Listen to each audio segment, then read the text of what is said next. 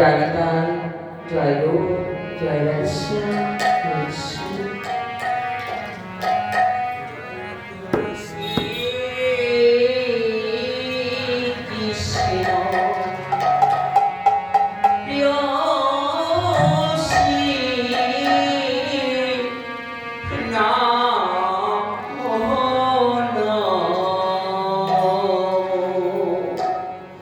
জয়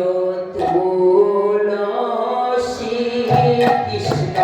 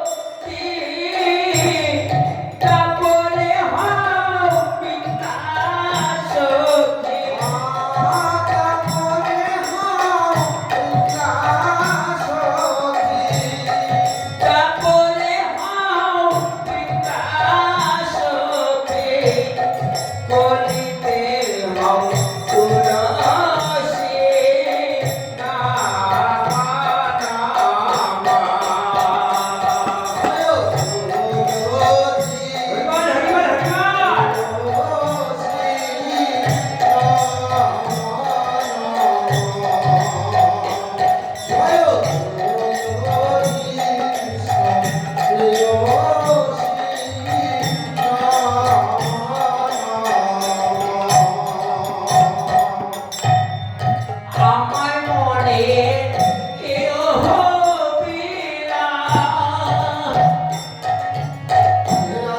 বিলাস কুঞ্জে দিল বাস। আমার মনে এলো বিলাস, বিলাস কুঞ্জে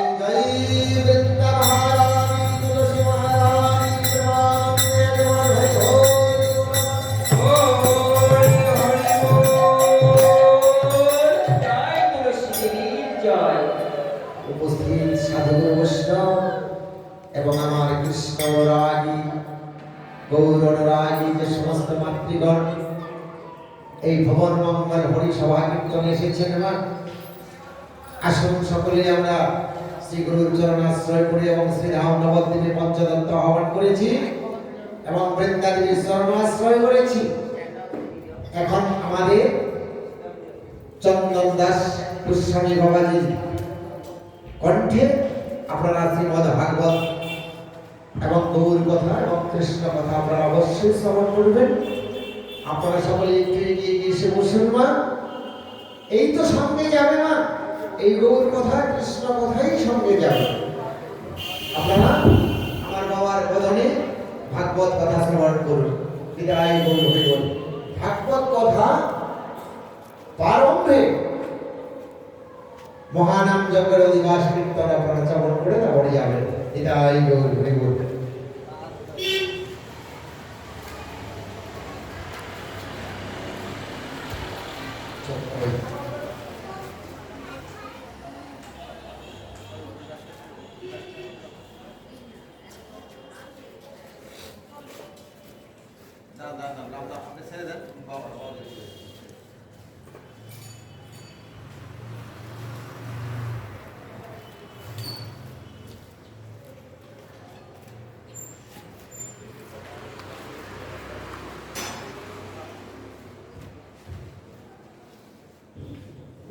जय जय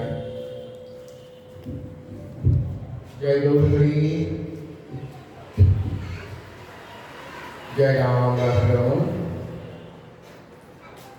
जय निताय जय गौर हरि जय राम राम जय निताय। मारा সকলে পুরো ধ্বনি দিয়ে জয় জয় ধ্বনি দেবেন।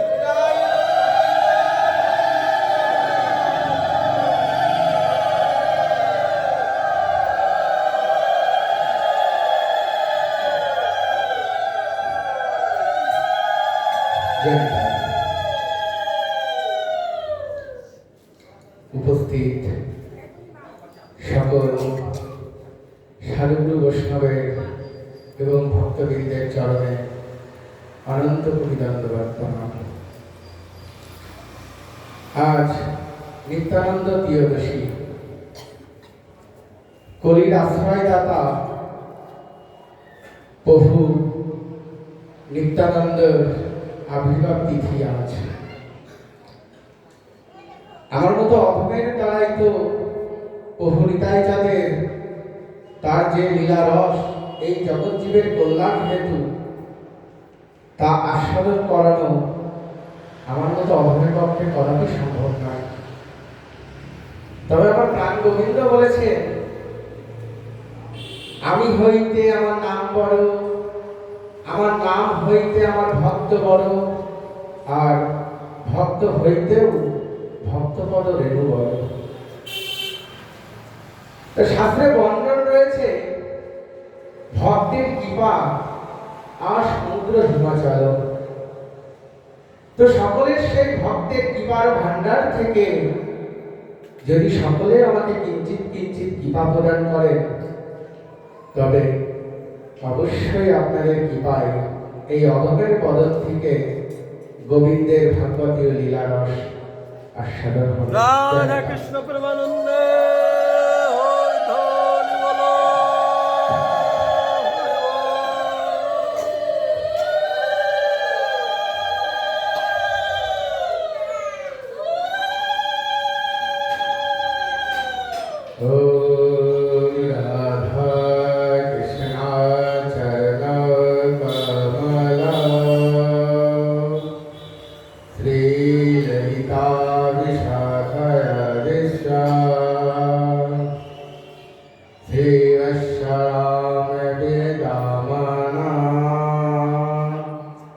यस्मापि सखि वृन्दना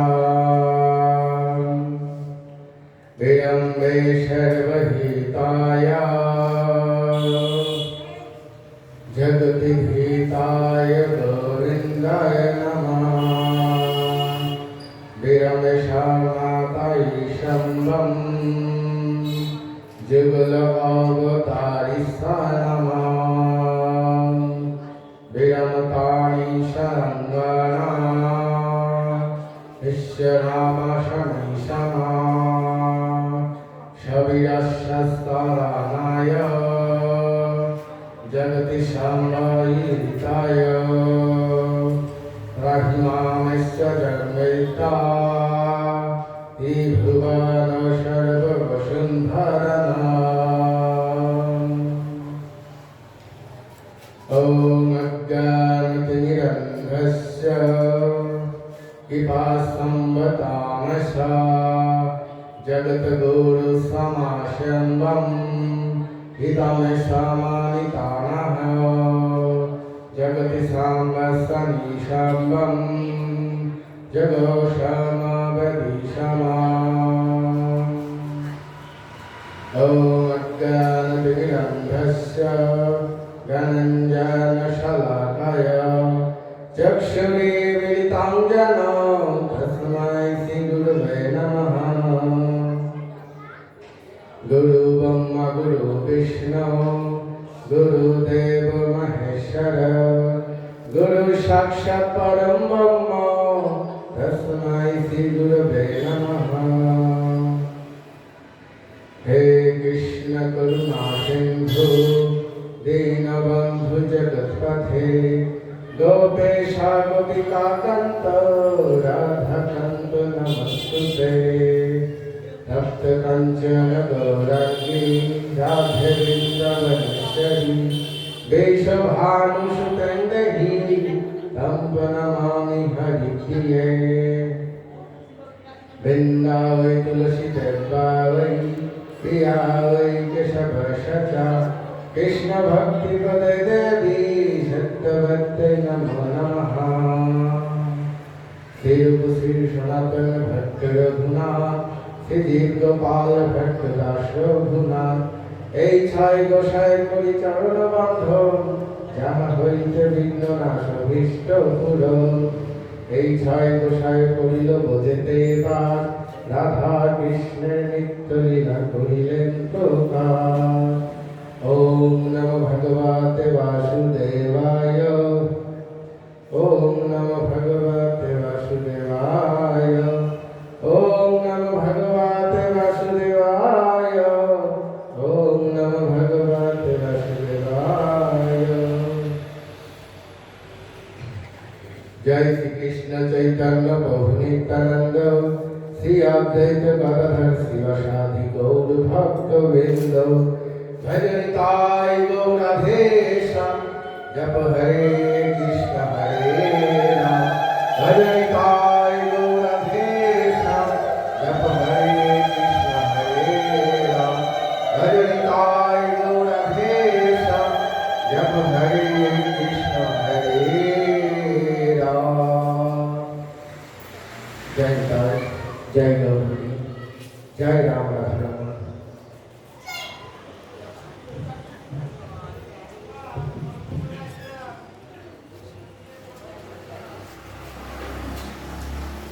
নিতায় পদ কমল কোটি চন্দ্র সুশীতল যে ছায়ায় জগত জুড়ায় হেন নিতায় বিনে ভাই রাধা কৃষ্ণ আইতে নাই দৃঢ় করি ধরো নিতায়ের পায় জয় নিতাই জয় গৌরী আজ নিত্যানন্দ দিয়োদশী যিনি আমার জগৎ গুরু কলির আশ্রয় দাতা যার কৃপা ব্যতীত এই কলিহত জীব উদ্ধার লাভ করতে পারে না গৌরী বললেন যদি নিতাই অবিশ্বাস থাকে কারো তবে সমগ্র জীবন ভজন করিলেও সে ভজন সর্বশূন্য অর্থাৎ নিত্যানন্দ প্রভু যে দাপরের বলরাম তিনি যে তার লক্ষ্য এবং শেষ অনন্ত ক্ষীরসায়ী শঙ্খচক্র গদাপদ্ম রূপে সহিত। যদি এই বাক্যে যদি কারোর অবিশ্বাস একবার জন্মায়, সমগ্র জন্মে জন্মে সে ভজন করেও কখনোই গৌর লাভ করিতে পারে না। যদি নিত্যানন্দের কৃপা না হয়, তবে রাধা প্রেম জাগ্রত আমাদের হয় না। যদি জগৎ সংসারে কেউ রাধা প্রেম দিতে পারে, তবে কেবলমাত্র আমার নিত্যানন্দ প্রভুই দিতে পারে। বলির আশ্রয় দাতা আমার নিত্যানন্দ। তাই আজ নিত্যানন্দ ত্রয়োদশীতে অর্থাৎ আমার প্রভু নিত্যানন্দ প্রভুর আবির্ভাবে আমরা তারই আজ মহিমা কীর্তন করব এবং ভাগবতীয় কথা শ্রবণ করব।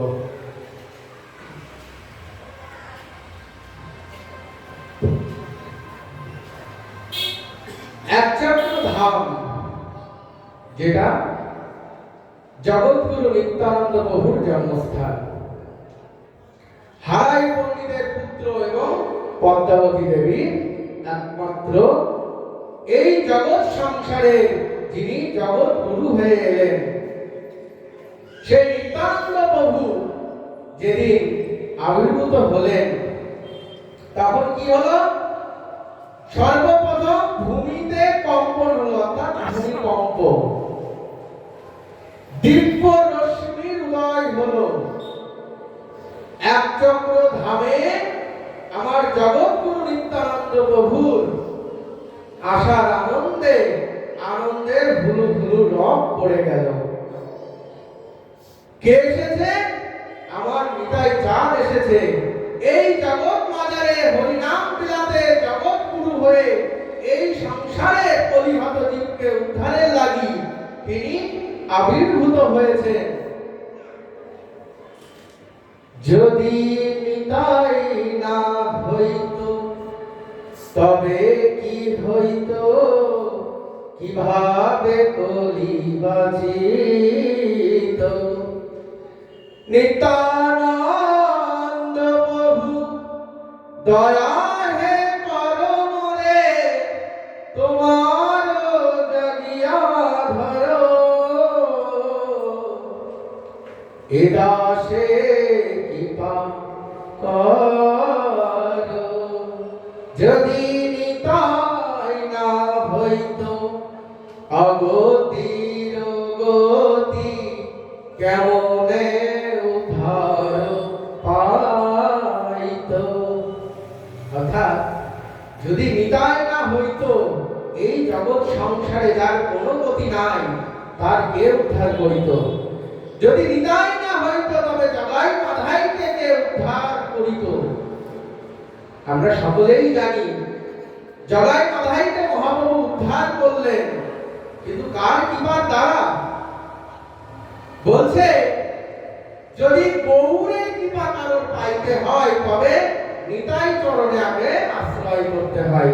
কারণ কলিহত জীবের আশ্রয় দাতাই হচ্ছে আমার নিত্যানন্দ প্রভু, আর বিষয় তত্ত্ব হচ্ছে আমার গৌর হরি। তো নিতাই আশ্রয় না করলে কখনো গৌর মেলে না। তাই বাল্য লীলায় আমার নিত্যানন্দ প্রভু একচক্র ধামে কখনো পূর্বের লীলা রসে ভাবিতে হয়ে তিনি কি করতেন? কখনো লক্ষণ হয়ে অভিনয় করতেন, তো কখনো রোহিণী নন্দন বলরাম রূপে অভিনয় করতেন। আর এই অভিনয়ের দ্বারাই জগৎজীব পুনর্ভাবে বুঝতে পেরে গেছিলেন এ আর কেউ নয়, স্বয়ং বলরাম এসেছেন। নিত্যানন্দের মহিমা কীর্তন করতে গিয়ে তার লীলা রস পরা কলমে আশ্রয় করতে গিয়ে এই জগৎ সংসারে পদকর্তারাও বলে গেছেন আমি নিত্যানন্দ প্রভুর বর্ণন করতে অক্ষম। কেননা হেন হৃদয় এই অবতার আর হবার নয়। মার খেয়ে তিনি হরিনাম পেলাতে পারেন, এমন নিতাই চাঁদ, এমন পরম দয়াল এই জগৎ সংসারে আর নাই। তাই কি বললেন? নিত্যানন্দ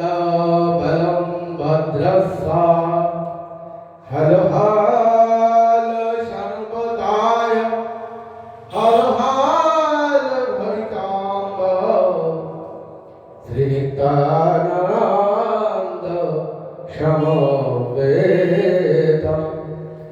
জগত শ্রায় লাগি জগত হি সংগম্বামি জগত জো সম হে নিত্যানন্দ চন্দ্রায় নমঃ। অর্থাৎ এই নিত্যানন্দ প্রভু তিনি যে পূর্বের বলরাম, তো নিত্যানন্দ প্রভু কি করলেন? ছোটবেলাতেই তিনি তীর্থ ভ্রমণে চলে গেলেন। কোথায়?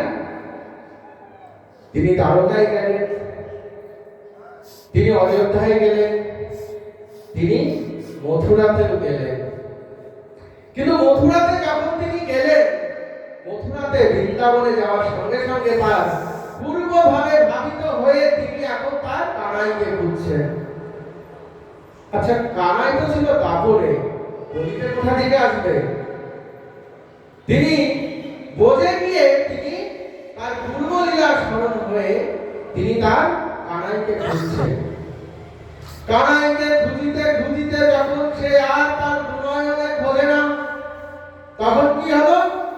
আকাশবাণী হলো, দিব্য কণ্ঠে ভাসিত হয়ে এলো, হে নিত্যানন্দ, তুমি যাহার লাগি আসিয়াছ সে যে সেই নবদ্বীপে নদিয়ায় তিনি অবতীর্ণ হয়েছেন।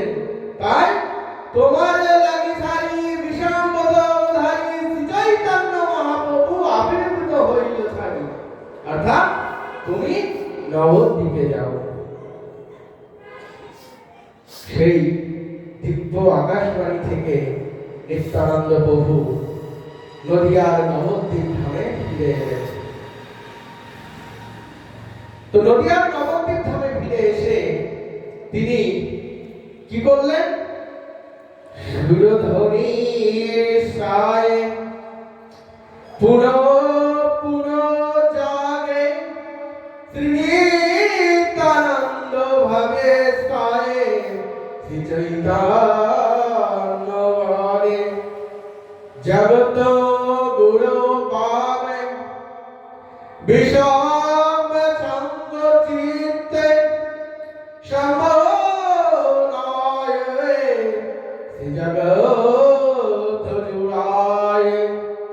নিত্যানন্দ বাবু তখন নবদ্বীপে এক ভক্তের কুঠিরে তিনি রয়েছেন। যখন আমার গৌর হরি নবদ্বীপ মাঝে সংকীর্তন করছেন, কিন্তু তার সংকীর্তনে কি যেন কমতি রয়ে গেছে।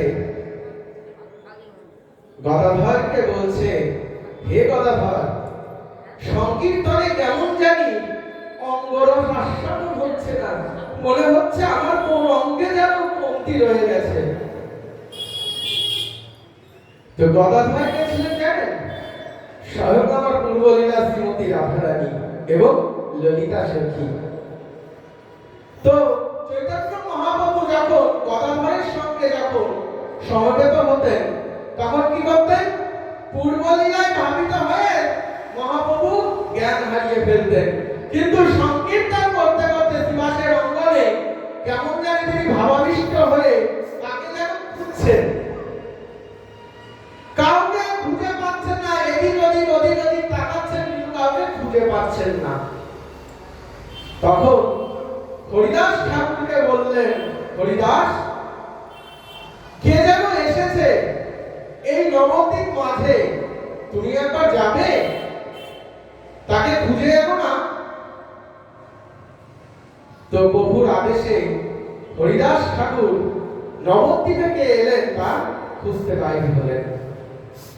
তো খুঁজতে খুঁজতে যখন এমন কাউকেই পেলেন না, তখন তিনি ফিরে এলেন। ফিরে এসে কি বলছেন? প্রভু, এমন তো কাউকে খুঁজে পাচ্ছি না। ও খুঁজে পেলে না? আচ্ছা বেশ, চলো তো আমার সঙ্গে। শব্দ সমচায় কোটি সম চন্দ্র স্বাম সূর্য আলোকৃত জগত সমুদায় হে সম্বস্তান চলো ভদ্র শ্যামস্থান লশোর্বিতাকল হেগে সঙ্গায়।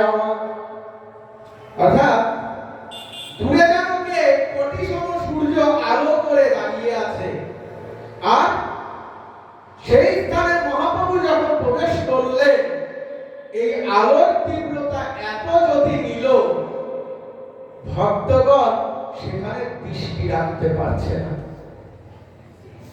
তখন হরিদাস ঠাকুর বলছেন, প্রভু দূর দৃষ্টি স্থান কোটি সর্বসায়। প্রভু দূর দৃষ্টি যাচ্ছে কিন্তু এত আলোকিত, প্রভু দর্শন যে কিছু মিলছে না। হে হরিদাস, আর যা দর্শন করতে এসেছো সে যে আমারও গুরু, এই জগতের গুরু, যার কৃপারস পিতা এই কলিহত জীব উদ্ধার নাই লাগে, তাই তার দর্শনে এসেছো। সমবেত স্নায় সরম্বেতা জগৎ সায় বলভদ্র হলরম কোটিশাবদায় সরম্বেস্তাবদায় জগতোধীশাস্তান সঙ্গস্তাবদশতায় জগতো সামেসান। তখন কি করলেন? মহাপ্রভু আবার পুনঃ পুনঃ করে সামনে এগিয়ে চলেছেন, বক্ষ মাঝে একবার ধরবেন বলে। নিত্যানন্দ সায় দুরস্তাবস কৃষ্ণ চৈতন্য শস্তবত আবারান বিরথায় ভাস্করসান সংগতাহিতায় জগতোধীতায় সম্ভায় শস্তবাতানাগে জগত শাস্ত্রানে। এবার কি করলেন? মহাপ্রভু আমার নিত্যানন্দ প্রভুকে যখন যুগল মাঝে আলিঙ্গন করছেন, তখন ভক্ত বিন্দু চরণ তলে লুটিয়ে সেই চরণ ধুলি অঙ্গে মাখছে, আর কি জয়ধ্বনি দিচ্ছে, জয় জয় জগদানন্দ প্রভুর জয়, জয় জয় জয় জগৎগুরু নিত্যানন্দ প্রভুর জয়, জয় নিতাই জয় নিতাই জয় নিতাই।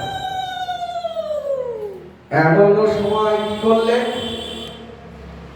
এই সাক্ষাতের সঙ্গে সঙ্গে কি করলেন? সংকীর্তন হলো। কি? ভজ গৌরাঙ্গ কহ গৌরাঙ্গ। এই গান করতে করতে কি করলেন? নিত্যানন্দ প্রভু ভাবে ভাবিত হয়ে প্রভুকে সর্ব অঙ্গ মাঝে পেয়ে কি করলেন? তিনি অচৈতন্য হয়ে পড়লেন, তার আর কোনো স্থিতি রইল না। এমন সময় মহাপ্রভু আমার প্রেমে ভাবিত হয়ে, ওই যে কি যেন কম ছিল সংকীর্তনের সময়, কোন অঙ্গ যেন তার কমতি পড়েছিল, এইবার সেই অঙ্গ রস তার আস্বাদন হলো। তখন কি বললেন? এখানে পদকর্তার একটা কলম দিলেন, কি জানেন? নিত্যানন্দ শ্রীকৃষ্ণ চৈতন্য বলভদ্র পুনঃ পুনঃ আসম্ভ জগত গুরু সায় আশ্রয় নিতায় চন্দ বিশারায় গৌরচন্দ বিষায় তত্ত্বস্থায় নায় শ্রী গৌরচন্দ্রায় নমো নমো। অর্থাৎ নিত্যানন্দ প্রভু যদি না আসে, অর্থাৎ বিষয় তত্ত্ব যদি না আসে, তবে কখনোই আশ্রয় পাওয়া যায় না। তাই আশ্রয় তত্ত্ব যতক্ষণ না আসবে ততক্ষণ বিষয় তত্ত্ব কখনো মেলে না। তাই কলিযুগের যিনি আশ্রয় তত্ত্ব, সেই আশ্রয় যদি আমাদের না আসে, তবে গৌর প্রেমে আমরা ভাবিত হব কিভাবে, তাই না? তাই তিনি কি করলেন? এইবার মহাপ্রভু আবার কি করলেন? দাঁড়ে দাঁড়ে হরিনাম বিলাতে শুরু করলেন। কাকে সঙ্গে নিয়ে? আস্তার বাবঙ্গে তায় বামস্তাব সন সংকাশান সংকাশায় বলভদ্র সম্পতায় জগত জোরাল। অর্থাৎ আজকে তিনি নিত্যানন্দ প্রভুকে পেয়ে তার সঙ্গে সঙ্গে কাছে পেয়ে তার সংকীর্তনের আনন্দ পুনঃপুনঃভাবে এতভাবে ভাবিত হয়ে পড়ল, সেইভাবে আর ভক্তগণ নিজেদের স্থির রাখতে পারল না। উচ্চস্বরে তারা সংকীর্তন করতে করতে কি করলেন? ভজ গৌরাঙ্গ কহ গৌরাঙ্গ লহ গৌরাঙ্গের নাম রে, যে জন আমার গৌরাঙ্গ ভজে সে হয় আমার প্রাণ রে। ভজ গৌরাঙ্গ কহ গৌরাঙ্গ লহ গৌরাঙ্গের নাম রে। এই পুনঃ সংকীর্তন করতে করতে কি করলেন? সুরধ্বনির কিনারা দিয়ে তারা এগিয়ে চলেছেন। এমন সময় জগাই আর মাধাই সেখানে সুরধ্বনির কিনারাতে বসে কি করছেন? তারা মদ্যপ পান করছেন। তো এমন সময় কে যায় রে? কে যায়? তো মাধাই এখন প্রভুর কৃপা লাভ করবে। তা প্রভুর কৃপা লাভ করবে কি বলেছিলেন? এই কলিহত জীবের লাগি প্রেম প্রেম অস্ত্র ধরি। তা তিনি কি করলেন? এই কলিহত জীবের জন্য কি করেছিলেন? প্রেম অস্ত্র ধরেছিলেন, তাই না? তাই প্রেম অস্ত্র কি দ্বারা? এর আশ্রয় ছিলেন নিতাই। নিত্যানন্দ প্রভু ছিলেন তার আশ্রয়। তা প্রেম অস্ত্র, তা প্রেম অস্ত্র, তা প্রেমটা কেমন হয় তা তো জগৎজীবকে তো শিক্ষা দিতে হবে। তাই কি করলেন? এই জগাই আর মাধাই কি করলেন? এই মাধাই হচ্ছে নিত্যানন্দ প্রভুর ওই কলসির কানা ছুঁড়ে কপালে মারলেন। সঙ্গে সঙ্গে কি হলো? নিতাই অঙ্গে আঘাত। মহাপ্রভু কি সহ্য করে? নিতাই অঙ্গে আঘাত আমার গৌরহরি সহ্য করতে পারেন না। তা তিনি কি করলেন? গলগল করে আমার নিতাইয়ের কপাল ফেটে রক্ত বেরোচ্ছে। হরিদাস ঠাকুর তখন এই সংবাদ যখন গৌরহরির কাছে পৌঁছলো, তখন কি করলেন? গৌরহরি ছুটতে ছুটতে এলেন। এসে কি করলেন? যে কলিহত জীবের জন্য তিনি প্রেম অস্ত্র নিয়ে এসেছিলেন, সঙ্গে সঙ্গে তিনি সুদর্শনকে আহ্বান করলেন। সুদর্শন! সঙ্গে সঙ্গে মহাপরাক্রমী সুদর্শন প্রভুর অঙ্গুলিস্থিত হয়ে কি করলেন? এখন সুদর্শনকে আদেশ দিতে চলেছেন। এমন সময় নিত্যানন্দ প্রভু বলছেন, হে প্রভু, কি করে করো হেন কাজ? বলেছিলে এই কলিহত জীবে প্রেম দিয়ে প্রেম বিলাইবে, তবে কেন এই সুদর্শন তো এ যুগের নয়? প্রভু, তুমি সুদর্শন কেন ধরেছ? এই সুদর্শন তো এ যুগের জন্য নয়। তুমি বলেছিলে প্রেম দিয়ে প্রেম বিলাবে, প্রেমকে তুমি অস্ত্র করবে, এই নদিয়া মাঝে তুমি প্রেম বিলিয়ে এই কলিহত জীবকে তুমি উদ্ধার করবে। যদি জগাই আমায় মেনে থাকে তবে মাধাই আমাকে বাঁচিয়েছে। অর্থাৎ হে মাধাই, আমার নিত্যানন্দের আঘাত আমি সহ্য করতে পারি না। যখন তুই তাকে বাঁচিয়েছিস তবে আমার রূপ দর্শন কর, আর এই রূপ দর্শন করে তুই পুনর্জন্মের সমস্ত পাপকে খণ্ডন কর। শঙ্খচক্র গদা পদ্ম রূপে আমার গৌরহরি তখন দর্শন দিলেন। এখন জগাইকে তো দর্শন দিলেন, মাধাই কিছু দেখতে পাচ্ছেন না। গোবিন্দের আমার গৌরহরির চরণে তিনি লুটিয়ে পড়েছেন। তা লুটিয়ে পড়ে বলছে, প্রভু, আমি কিছু দেখতে পাচ্ছি না। তখন নিত্যানন্দ প্রভু আমার কি করলেন? হে প্রভু, যখন ওকে তুমি কৃপা করেছো, ওরই তো ভাই, তবে প্রভু তুমি ওকেও কৃপা করো। এখানেও পদকর্তারা আরেকটি কলম দিলেন, কি? জগত সায় আশ্রয় তত্ত্বস্থ বিষয় তত্ত্ব এব শাস্ত্রায়। বলছে আশ্রয় যদি ওই যে যতক্ষণ নিতাই নিতাই যতক্ষণ আশ্রয় করেনি ততক্ষণ গৌর হরি তাকে কৃপাও করেনি। তাই এখানেই পদকর্তারা করণ দিলেন নিতায় সার সস্যমায় নিত্যানন্দ সমস্তায় জগত সায় গৌর চণ্ডায় বিষাবসায় বিষয় তত্ত্বমায় তারকায়। অর্থাৎ আশ্রয় তত্ত্ব যতক্ষণ আমরা না যেতে পারবো বিষয় তত্ত্ব সম্ভবই নয়। তাই কলির আশ্রয় তত্ত্ব আমার নিত্যানন্দ প্রভু, বিষয় তত্ত্ব আমার গৌর হরি। যেমন বোঝের আশ্রয় তত্ত্ব আমার শ্রীমতী রাধা রানী, তিনি গুরু স্বরূপা, আর বোঝের বিষয় তত্ত্ব হলো আমার প্রাণ গোবিন্দ। তাই বোঝে যেমন শ্রীমতী রাধা রানীর কৃপা ব্যতীত যেমন গোবিন্দ লাভ করা যায় না, তেমনি কলিহত জীবেরও নিত্যানন্দ প্রভু আশ্রয় না করিলে কখনোই গৌর মেলে না। তাই তাই যখন নিত্যানন্দ প্রভুকে ওভারটেক করে রঘুনাথ দাস গৌর পেতে সাধ হয়েছিল তার, তো নিতাই বিনা তো গৌর মেলে না। তাই নিত্যানন্দ প্রভু তাকে দণ্ড দিয়েছিলেন। কি সেই দণ্ড? যখন পানিহাটিতে এক বৃক্ষ তলে দাঁড়িয়ে কোটি সম সূর্য আলো করে নিত্যানন্দ প্রভু বসে আছে, আজ রঘুনাথ দাসকে কৃপা করবেন তিনি। তাই রঘুনাথ দাস যখন পানিহাটিতে রাঘব ভবনের সামনে যখন গেছে, তখন কি করছে? ওই দূর থেকে আমার নিত্যানন্দ প্রভু ডাকছে, আরে আরে আই গোরা, আজ তোকে করিব বন্ধন, যত আছে সমস্ত বৈষ্ণবগণ করিব তোর আজ বন্ধন, আসল শাস্তে জগত জুড়ায় সমসাত সেবা অভিলাষে।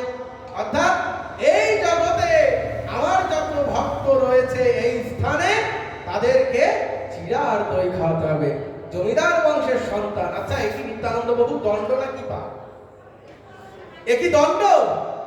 দণ্ড কখনো এমন হয় 10 জন 1000 জন তাকে চিরা দই খাওয়ালে তার কৃপা মিলবে, এটা কি দণ্ড? দেখুন, রঘুনাথ দাসকে তিনি এভাবে কৃপা করেছিলেন, কি যার নাম হলো দণ্ড মহোৎসব। নিত্যানন্দ প্রভু রঘুনাথ দাসকে দণ্ড দিলেন, কি তার সমস্ত বৈষ্ণবগণকে ভক্তগণকে চিরা আর দই খাওয়াতে হবে। আজও আপনারা জানেন পানিহাটিতে সেই রাঘব ভবনে আজও সেই চিরা দইয়ের মহোৎসব হয়, যার মহোৎসবের নাম দণ্ড মহোৎসব। তাই নিত্যানন্দ বাবু রঘুনাথ দাসকে এই দণ্ড দিয়েছিলেন। তাই এই দণ্ডের মধ্যে দিয়ে জগৎ সংসারকে তিনি শিক্ষা দিয়েছিলেন। কি রায় রামানন্দ বলছেন যে প্রভু নিত্যানন্দ প্রভু এত কৃপা এত দয়া কিভাবে হতে পারে? কে সে? এর মহিমা কৃপা করে আমাদের শ্রবণ করান। তখন গৌর হরি বলছেন, শোনো, এই নিতাই পূর্বের লক্ষণ, তারও আগে সে শঙ্কাসন, দাপরে হলো সে রোহিণী নন্দন, আজ সে নিত্যানন্দ। অর্থাৎ গৌর হরি সকল ভক্তদেরকে নিত্যানন্দ প্রভুর বর্ণন করতে গিয়ে বলছেন, যদি নিত্যানন্দের আবেশে যদি কারোর অবিশ্বাস জন্মায়, কোটি কোটি জন্মর পরেও তার না কৃপা হয়। বলছে যদি নিত্যানন্দের প্রতি যদি কারোর অবিশ্বাস জন্মায়, কোটি কোটি জন্ম নিলেও তার কদাপি কৃপা না হয়।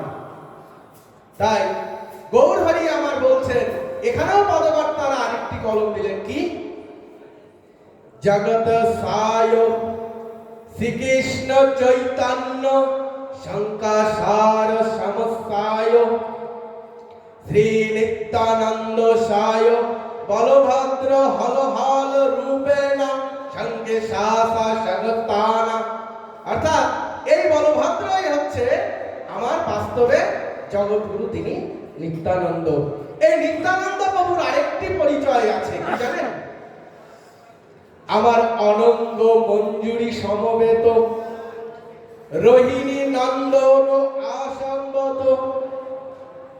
অর্থাৎ অনঙ্গ মঞ্জুরি এবং আমার শ্রীমতী রাধা রানীর কোলবালিশ, অর্থাৎ আশায় জগত মায় জগত সাম সঙ্গসায় শ্রী রাধিকা ওই পাশম্বানা উলসায় শস্তনায় বিশালসাত অনঙ্গসায় যুগলসায় যোশবে পত্থানায়। অর্থাৎ এই অনঙ্গ মঞ্জুরি এবং শ্রীমতী রাধারানী সেবিত যে কোল বালিশ, এই দুয়ে মিলে হলেন তিনি শঙ্কাসন। এই যে রাধারানী সেবিত, এই সেবিত তিনি যেখানে বিশ্রাম করেন, শ্রীমতী রাধারানী যেখানে বিশ্রাম করেন। আচ্ছা, এই বিশ্রামে তার রক্ষীকে জানেন? রূপ মঞ্জুরি। আচ্ছা, রূপ মঞ্জুরিকে এখানেও দেখুন কলিহত জীবে তিনি আবির্ভূত হয়েছেন। কে তিনি? স্বয়ং রূপ গোস্বামী, যিনি শ্রীমতী রাধারানীর তার রক্ষী ছিলেন রূপ মঞ্জুরি। অর্থাৎ শ্রীমতী রাধারানী যখন শয়ন করতেন তখন কি করতেন? তিনি তার রক্ষী হয়ে পাহারা দিতেন। কেন? প্রাণ গোবিন্দ যাতে গিয়ে আমার শ্রী রাধিকার শয়নে ব্যাঘাত না ঘটায়। অর্থাৎ গোবিন্দ তো সারাক্ষণ মনে প্রাণে শয়নে স্বপনে সর্বদাই কি রাধা রাধা রাধা রাধা, এই রাধা ব্যতীত তিনি আর কিছু জানেন না। তা আমরা তো আশ্রয় তত্ত্বে যারা রয়েছি তারা কি নাম করি? নিতাই নিতাই নিতাই নিতাই। যারা বিষয় তত্ত্বে প্রবেশ করেছে তারা কি নাম করছে? গুরু কিবা নিয়ে গোরা গোরা গোরা গোরা, তাই তো? আচ্ছা, আমার প্রাণ গোবিন্দের গুরুকে, আমার প্রাণ গোবিন্দের গুরুকে দেখুন সেই তত্ত্বে এবার। তো আমার প্রাণ গোবিন্দ যখন শ্রীমতী রাধারানী শয়নে যাতে ব্যাঘাত ঘটাতে না পারে তাই তার রক্ষী রাখেন রূপ মঞ্জুরি রূপে, অর্থাৎ রূপ গোস্বামী, যিনি আবেশ হয়ে পড়ে এলেন। আচ্ছা, এই আবেশের আরেকটি আছে জানেন? নিত্যানন্দ প্রভুর আগে আরেকজন এসেছেন, কে বলুন তো? বিশ্বরূপ। অর্থাৎ নিত্যানন্দের তিনি ছিলেন আবেশ, এই বিশ্বরূপী ছিলেন আবেশ নিত্যানন্দ প্রভুর। তাই কি বললেন? এখানেও পদকর্তার আরেকটি কলম দিলেন, কি? বিরসায় বিশ্বরূপেণ আবেশ শঙ্কর্ষণায়, আবেশ শঙ্কর্ষণায়। অর্থাৎ শঙ্কর্ষণায় আবেশ হয়ে তিনি নিত্যানন্দ রূপে ফিরে এলেন এই নদিয়া মাঝে হরিনাম বিলাতে। আর কি? একচক্র ধামে তিনি আবির্ভূত হলেন। অর্থাৎ হারাই পণ্ডিতে একমাত্র পুত্র রূপে নয়, কি রূপে? জগৎগুরু নিত্যানন্দ রূপে তিনি এলেন। তাই হারাই পণ্ডিত এবং মা পদ্মাবতী যখন বৃদ্ধ হলেন তখন কি করলেন? তিনি ওই একচক্র ধামে সকলে গঙ্গা সাগরে যাবেন। তো এখন গঙ্গা সাগরে যাবেন, তো তখন মাতার তো বয়স হয়ে গেছে, সকলেই গ্রামের কাছে, কিন্তু মা যেতে পারেনি। তখন নিত্যানন্দ প্রভু কি করলেন? হাটু সায় শরণায় সপ্ত নদী সপ্ত সাগরস্য আহবামাশায় স্থানায় কুণ্ড স্থান কিরম্বায়। অর্থাৎ সপ্ত নদী এবং সপ্ত সাগরকে নিত্যানন্দ প্রভু হাঁটু গেড়ে বাহু তুলে তাদেরকে আহ্বান করলেন এবং সেখানে সপ্ত নদী সপ্ত সাগর করে একটা কুণ্ড নির্মাণ করলেন তার মাতার গঙ্গা স্নান করানোর জন্য। তা সেই কুণ্ডের দর্শন তো যারা এক চক্রে গেছেন আজও দর্শন মেলে। সেই কুণ্ডের মাহাত্ম্য অতীব অধিক, জগতে যা দুর্লভ, দ্বিতীয় নেই। এই জগৎ সংসারে অনেক তীর্থ রয়েছে, সপ্ত নদী সপ্ত সাগর, জগতে একটাই আছে, একচক্র ধাম। এই একচক্র ধাম নামটা কেন হলো মা? কুরুক্ষেত্রের যুদ্ধের সময় পিতামহ ভীষ্মকে বধ হেতু যখন প্রাণ গোবিন্দ, ওই যে ভক্ত বৎসল, আমার প্রাণ গোবিন্দ তো ভক্ত বৎসল বলা হয়, ভক্তের মনোবাঞ্ছনা তিনি সর্বদাই পূরণ করে থাকেন। তাই পিতামহ ভীষ্মের প্রতিজ্ঞা ছিল যে এই কুরুক্ষেত্রের যুদ্ধে কৃষ্ণ সে অস্ত্র ধারণ করবে না, অর্জুনের রথে সারথি হবে। কিন্তু পিতামহ ভীষ্ম এই রূপ পরাক্রম দেখাবে, কৃষ্ণ বাধ্য হবে অস্ত্র ধরতে। তাই প্রাণ গোবিন্দ ভক্তের মনোবাঞ্ছনা পূরণের জন্য তিনি কি করলেন? এই যুদ্ধক্ষেত্রে পিতামহ ভীষ্মকে বধ করা হেতু তিনি রথের চক্র তুলে নিয়েছিলেন এবং এই বধ করা থেকে, তার প্রতিজ্ঞা করা থেকে তিনি অর্জুন তার চরণ ধরে তাকে আটকেছিলেন। কি, হে প্রভু, আপনি প্রতিজ্ঞা করেছেন, আজ আপনি যদি এই প্রতিজ্ঞা ত্যাগ করেন তবে জগৎ সংসার আপনাকে ধিক দেবে। তাই অর্জুনের কথা মেনে নিয়ে প্রভু মেনে নিলেন। আর কি করলেন, এই চক্রটি, এই রথের চক্রটি যেখানে তিনি ফেলেছিলেন সেটি হলো সেই বীরচন্দ্রপুর, যেটাকে এক চক্র ধাম বলে। দেখুন, প্রাণ গোবিন্দ এই ধরা ধামে তিনি যখনই আসেন বা যে লীলাটাই করেন তার পেছনে কোনো না কোনো কারণ থাকে। তাই ওই রথের চক্রটাকে ওই বীরভূম অর্থাৎ এক চক্র ধামে ফেলে তিনি পূর্ব আস্বাদন আমাদেরকে করিয়ে গেলেন। এই জগৎ মাঝে তিনি আসতে চলেছেন নিত্যানন্দ রূপে। এবার এই নিত্যানন্দ প্রভু কি করলেন, এই নিত্যানন্দ প্রভু এই বীরভূমে অর্থাৎ এক চক্র ধামে তিনি জন্ম নিলেন। তা জন্ম নিয়ে কি করলেন, তার জন্মের সময় সর্বপ্রথম ভূমিকম্প। অর্থাৎ ভূমিকম্প কেন হলো, ওই যে শঙ্কাসন যিনি এই ব্রহ্মাণ্ডকে তার শীর্ষে ধারণ করেন, তা তিনি যখন এই ধরা ধামে তার চরণ রাখবেন, এই জগৎ বসুন্ধরা কম্পিত হবে না, তা কি হতে পারে? আর কি হলো, আকাশে বিদ্যুৎ চমকাতে শুরু করলো, দিব্য ধ্বনি হতে শুরু করলো। ওই এক চক্র ধামে ভক্তের আনন্দের হুল্লোড় লেগে গেল। তখনই ভক্তগণ বুঝতে পেরে গিয়েছিলেন তার বাল্য লীলাতে যে এ কোনো সাধারণ কেউ নয়, কারণ তার প্রত্যেকটি লীলা সমূহ ভক্তরা অনুপূরক পুনঃপূরক করে তারা লীলারস দর্শন করতেন, লীলারস আস্বাদন করতেন। তা জগৎগুরু তিনি নিত্যানন্দ প্রেমে ভাবিত হয়ে যখন তার কানাইকে খুঁজতে খুঁজতে এই নদিয়া মাঝে এই নবদ্বীপে তিনি এলেন, তখন তার কিভাবে ভাবিত হয়েছিলেন, ওই পূর্ব লীলার বলরাম রূপের ভাব। তাই বলরাম রূপের যে ভাব তার মধ্যে প্রকাশিত হলো, তখন তিনি তার কানাইকে খুঁজতে শুরু করলেন। এবার দেখুন, এই শঙ্কাসন রূপে যখন তিনি জগৎগুরু নিত্যানন্দ হলেন, কিন্তু পূর্বলীলার আস্বাদন করতে গেলে পদকর্তারা এখানেও আরেকটি কলম দিলেন, গোবর সামাশস্তায় জগতস্তায় শরণায় ঘন শঙ্কাসন জগদ্দায় ব্রহ্মাণ্ড শীষ ধারণস্তায়। অর্থাৎ এই ব্রহ্মাণ্ডকে তিনি শীষে ধারণ করেন, তিনি এই জগৎ সংসারে তার চরণ রাখবেন, আর জগৎ কম্পিত হবে না, তা কি হতে পারে? যে ব্রহ্মাণ্ডকে শীর্ষে ধারণ করে রাখেন, অর্থাৎ শঙ্কাসন।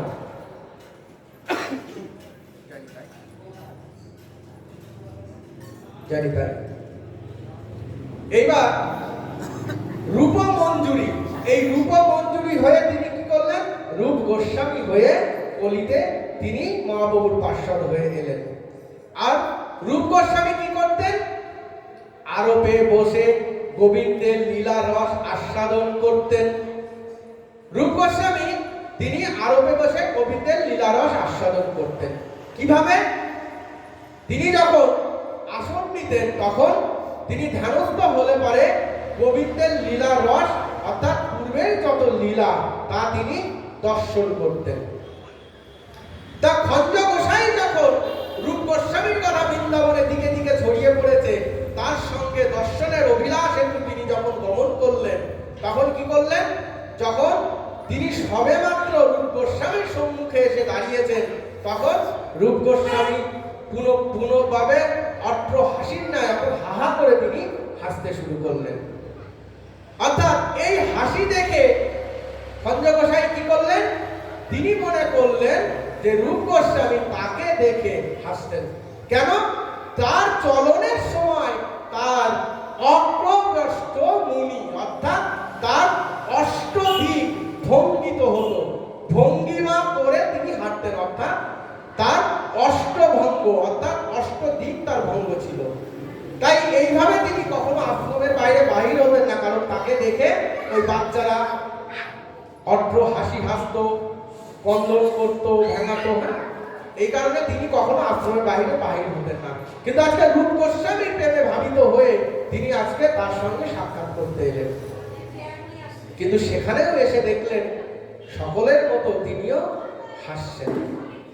তো সঙ্গে সঙ্গে তিনি মনের দুঃখে রূপ গোস্বামীর সঙ্গে আর সাক্ষাৎ না করে তিনি ফিরে গেলেন। সঙ্গে সঙ্গে রূপ গোস্বামীর আরোপে লীলারস আস্বাদন বন্ধ হয়ে গেল। এখন শত চেষ্টার ফলেও যখন রূপ গোস্বামীর লীলারস আস্বাদন হচ্ছে না, তখন তিনি কি করলেন? তার দাদা সনাতন গোস্বামীর কাছে গেলেন।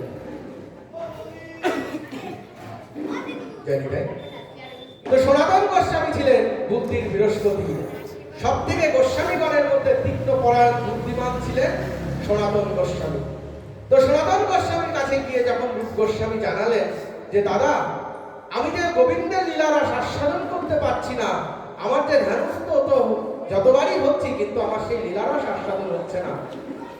তো অনেকক্ষণ চিন্তা করে সনাতন গোস্বামী বললেন, রূপ, তোমার বৈষ্ণব অপরাধ হয়েছে। তখন রূপ গোস্বামী বলছে, দাদা বৈষ্ণব অপরাধ? কিন্তু দাদা আমি তো কোথাও যাইনি, আর বৈষ্ণব অপরাধ হবে? হেন কোনো কর্ম তো আমি করিনি, তবে কিভাবে আমার বৈষ্ণব অপরাধ হতে পারে? আর যদি হয়েও থাকে, দাদা কৃপা করে বলুন, আমি কার কাছে বৈষ্ণব অপরাধ করলাম? তখন সনাতন গোস্বামী কিছুক্ষণ ভেবে একটা বুদ্ধি বের করলেন। কি? রূপ গোস্বামীকে বললেন যে রূপ, তুমি সমস্ত মঠ মন্দিরে নিমন্ত্রণ দাও, অর্থাৎ সাধু ভান্ডারা দাও। এই নিমন্ত্রণ রক্ষা করিতে যে আসবে না, বুঝবে তার কাছে তোমার বৈষ্ণব অপরাধ হয়েছে। তো সনাতন গোস্বামীর কথা মতো রূপ গোস্বামী সমস্ত মঠ মন্দিরে নিমন্ত্রণ দিলেন। এখন সকলেই এসছেন, কিন্তু ওই অগ্রসর মুনি অর্থাৎ যিনি খঞ্জীয় গোসাই তিনি আসেন। তখন সনাতন গোস্বামী বলছেন, রূপ, তার কাছেই তোমার বৈষ্ণব অপরাধ হয়েছে, তুমি এক্ষুনি তার শ্রীচরণে যাও। তো দাদার কথা মতো রূপ গোস্বামী তার শ্রীচরণে গেল। এখন শ্রীচরণে গিয়ে তাকে দণ্ডবাদ প্রণাম করে যখন রূপ গোস্বামী তাকে বলছে, বাবাজি কৃপা করে বলুন আপনার শ্রীচরণে আমি কি অপরাধ করেছি, আর এই অধমকে আপনি কৃপা দৃষ্টি প্রদান করুন। তখন রূপ গোস্বামীকে তিনি বলছেন যে আপনার কথা এই বোঝে দিকে দিকে ছড়িয়ে পড়েছে। আপনার প্রেমে আমি আর স্থির থাকতে না পেরে আপনার সঙ্গে দেখার অভিলাষে আমি গিয়েছিলাম। আমি এই আশ্রম থেকে কখনো বাহির হই না, কিন্তু আপনার প্রেম আমাকে আপনার কাছে নিয়ে গিয়েছিল। কিন্তু আমি আপনার দ্বারে দাঁড়াতে দেখলাম সকলের মতো আপনিও আমাকে দেখে হাসছেন। তাই মনের দুঃখে আপনার সঙ্গে দেখা না করে আমি আশ্রমে ফিরে এসেছি। তখন রূপ গোস্বামী বলছে, বাবা কৃপা করে আমাকে ক্ষমা করুন, কিন্তু বাবা আমি তো আপনাকে দেখে হাসিনি। কেন? তবে কি দেখে এসেছেন? তখন রূপ গোস্বামী বলছেন, বাবা আমি আরবে বসে গোবিন্দের লীলারস আস্বাদন করছিলাম, দেখছিলাম শ্রীমতী রাধারানী একটি বৃক্ষ থেকে ফুল পাড়ছেন, আর ললিতা সখী তাকে কাঁধে করে তুলে নিয়ে ফেলে দিয়েছেন। এই লীলারস আস্বাদন করতে গিয়ে শ্রীমতী রাধারানী যখন পড়ে গিয়েছে, আমি তা দর্শন করে হেসে ফেলেছি, আমি তো আপনাকে দেখে হাসিনি। তখন অগ্রবষ্ট মুনি সঙ্গে সঙ্গে রূপ গোস্বামীর চরণে লুটিয়ে বললেন, এ কি আমি অপরাধ করেছি? আপনি গোবিন্দের লীলারস আস্বাদন করছিলেন, আর আমি এই অপরাধে অপরাধী হয়ে গেলাম। তখন সঙ্গে সঙ্গে রূপ গোস্বামীর শ্রীচরণে সেই বাবা লুটিয়ে বলল, কত জন্মের আমি অপরাধী, হে বৈষ্ণব ঠাকুর আমায় ক্ষমা করো। কেননা শাস্ত্রে ব্যাখ্যা রয়েছে, নাম অপরাধ, সেবা অপরাধ, বৈষ্ণব অপরাধ। যদি বৈষ্ণব অপরাধ কারোর হয়, আমার প্রাণ গোবিন্দ তাকে ক্ষমা করেন না। যদি নাম অপরাধ হয়, তারও ক্ষমা পাওয়া যায় না।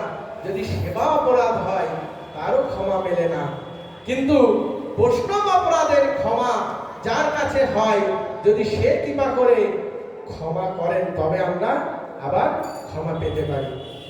অর্থাৎ এই বৈষ্ণব অপরাধী রূপ গোস্বামীর হয়েছিল। অর্থাৎ বাস্তবে দেখুন, উদাহরণস্বরূপ আমাদের গোস্বামীগণের যত লীলা সমূহ, তাদের যে ভজন আর সাধন, তা আমাদেরই শিক্ষা।